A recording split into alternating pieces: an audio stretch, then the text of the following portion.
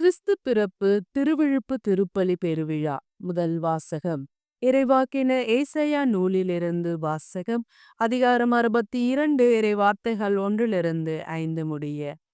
சீயோனின் வெற்றி வைகறை ஒளியெனவும் அதன் மீட்பு சுடர் விளக்கெனவும் வெளிப்படும் வரை அதனை முன்னிட்டு மௌனமாயிரேன்.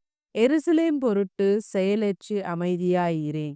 பிற இனத்தார் உன் வெற்றியை காண்பார், மன்னர் யாவரும் உன் மேன்மையை பார்ப்பார். ஆண்டவர் தம் நாவினால் சூட்டும் புதியதொரு பெயரால் நீ அழைக்கப்படுவாய்.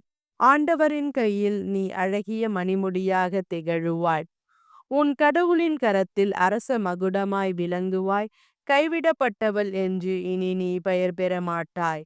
பாழ்பட்டது என இனி உன் நாடு அழைக்கப்படாது. நீ எப்சிபா என்று அழைக்கப்படுவாய். உன் நாடு பெயுலா என்றும் பெயர் பெறும். ஏனெனில் ஆண்டவர் உன்னை விரும்புகின்றார். உன் நாடு மனவாழ்வு பெறும் இளைஞன் கன்னி பெண்ணை மணப்பது போல உன்னை எழுப்பியவர் உன்னை மணந்து கொள்ளுவார்.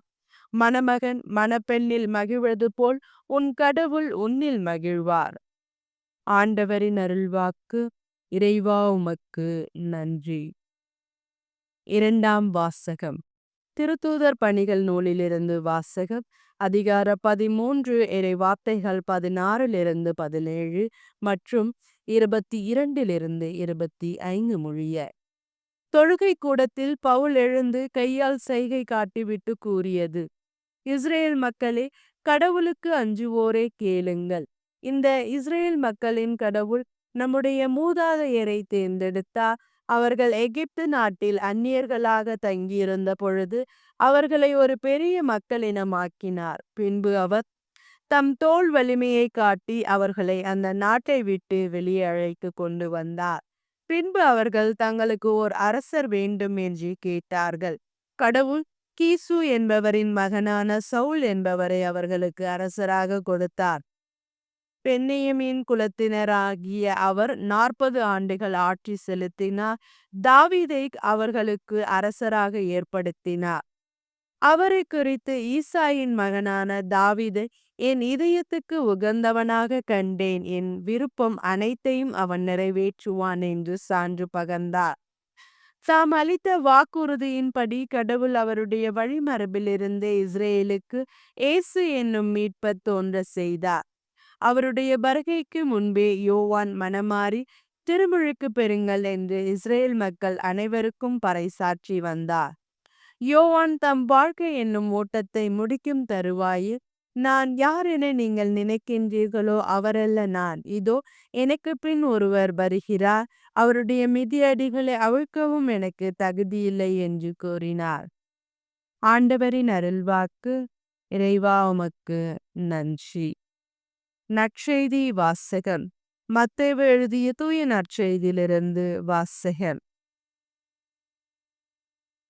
அதிகாரம் 1 இறைவார்த்தைகள் 18-25 முடிய. இயேசு கிறிஸ்துவின் பிறப்பையொட்டிய நிகழ்ச்சிகள்.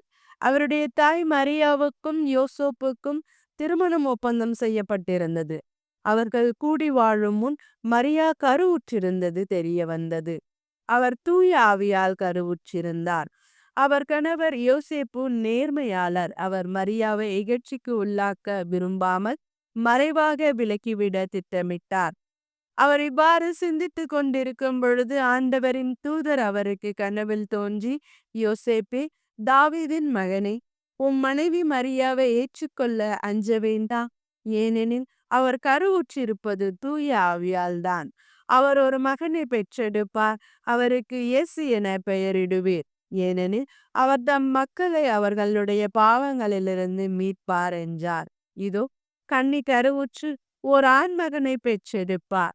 அக்குழந்தைக்கு இம்மானுவேல் என பெயரிடுவர் என்று இறைவாக்கினர் வாயிலாக ஆண்டவர் உரைத்தது நிறைவேறவே இவை யாவும் நிகழ்ந்தன. இம்மானுவேல் என்றால் கடவுள் நம்முடன் இருக்கிறார் என்பது பொருள். யோசேப்பு தூக்கத்திலிருந்து விழித்து எழுந்து ஆண்டவரின் தூதர் தமக்கு பணித்தவாறே தம் மனைவியை ஏற்றுக்கொண்டார். மரியா தன் மகனை பெற்றெடுக்கும் வரை யோசேப்பு அவரோடு கூடி வாழவில்லை. யோசேப்பு அம்மகளுக்கு இயேசு என்று பெயரிட்டார். ஆண்டவரின் அருள்வாக்கு. கிறிஸ்துவே மக்கு புகழ்.